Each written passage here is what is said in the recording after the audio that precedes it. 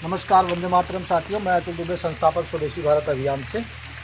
इस वक्त हम मड़ियाहू तहसील में हैं, अपने घर पे हैं और बारिश का मौसम है, झमाझम बारिश हो रही है। पीछे हमारे खेत है, हमारे परिवार खानदान का ये खेत है और ये पीछे हमारे घर का बैकग्राउंड है, मतलब दरवाज़ा है, घर का द्वार है जिसको हम लोग बोलते हैं। तो बढ़िया मौसम है, हमने कहा चलिए एक वीडियो बना ले। एक विषय हमारे ध्यान में आ गया और बहुत ही महत्वपूर्ण विषय है जिस पे हम इस वक्त काम कर रहे हैं मड़ियाहू तहसील में। और हमने सोचा कि ये फॉर्मूला आप सभी को भी बताया जाए, जैसे कि अलग अलग तहसीलों में, अलग अलग क्षेत्रों में, अलग अलग ज़िलों में समस्याएं आती रहती हैं गौशाला की। होता क्या है कि दो तरह की गौशालाएं चल रही हैं आजकल। एक तो सरकारी गौशालाएं बहुत तेज़ी से यूपी में खास करके बन रही हैं और दूसरा लोग बना रहे हैं, पब्लिक बना रही है, गौशालाएँ बना रहे हैं। और बीच बीच में हमें मैसेज आता रहता है ये गौशाला तकलीफ़ में, यहाँ पे ऐसी चारे की कमी है, तमाम तरह की समस्याएं आती रहती हैं। फिर सहयोग राशि देना, उस तरीके की प्रक्रियाएं चलती हैं। लेकिन जो सहयोग राशि बाहर से आता है वो लंबा नहीं चल पाता है, उनसे बहुत तकलीफ़ें होती हैं। गौशालाओं में धांधली होना, इस तरीके की बहुत सारी समस्याएं वहाँ जुड़ी रहती हैं। तो हम जिस फॉर्मूले पे काम कर रहे हैं वो हम आपको पहले बताएंगे। हम क्या कर रहे हैं कि यहाँ पर एक गौशाला चौरारी में या चौरारी के आसपास, यानी हमारे गांव के 3-4 किलोमीटर के अंदर हम लोग एक गौशाला खोलने पर काम कर रहे हैं। हमारा ज़मीन हम देख रहे हैं, ज़मीन फाइनल करने पे काम चल रहा है। जैसे ही ज़मीन फाइनल हो जाएगा गौशाला निर्माण का कार्य शुरू हो जाएगा। तो गौशाला निर्माण के पहले हम लोग क्या कर रहे हैं कि हर घर जा रहे हैं, हर घर से एक निवेदन कर रहे हैं कि भाई आपको 1 रुपये दिन का गौशाला के लिए देना है। 1 रुपये दिन का कब देना है? जब गौशाला खुल जाएगा। ये 1 रुपये दिन का आपका गौशाला संचालन के लिए होगा। तो हमारा टारगेट है कि कम से कम 1000 परिवार हमारे गौशाला से जुड़ जाए। इससे हमारे पास रोज़ाना 1000 रुपये आएगा और महीने का 30,000 रुपये आएगा। किसी परिवार पे कोई प्रेशर नहीं रहेगा। मिनिमम 1 रुपये है, यानी कि महीने का 30 रुपये बैठेगा। और कोई भी साथी चाहे तो ज़्यादा भी दे सकता है, कोई 100 देगा, कोई 500 भी दे सकता है। जैसे जिसके पास इनकम रहेगा, जैसी जिसकी भावना रहेगी, वैसा वो सहयोग राशि देगा। तो इससे क्या होगा? इससे कई फ़ायदे होंगे। पहला फ़ायदा कि आपके पास हर महीने कुछ न कुछ फंड बिना मांगे आएगा, पहला फ़ायदा।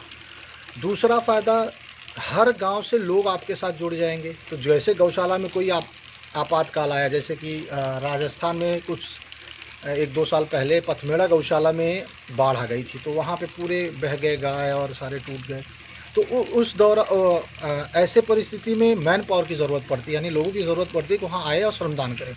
तो जब आपके साथ 5-10 गांव जुड़े होंगे तो आपके पास लोग भी होंगे। कभी भी ज़रूरत पड़ेगी श्रमदान के लिए, आपके पास 25, 50, 100, 200 लोग आराम से, 1000 परिवार में से हम कहते हैं कि भाई 50 परिवार में से कोई ना कोई युवा तो आपके यहाँ श्रमदान के लिए पहुँच जाएगा।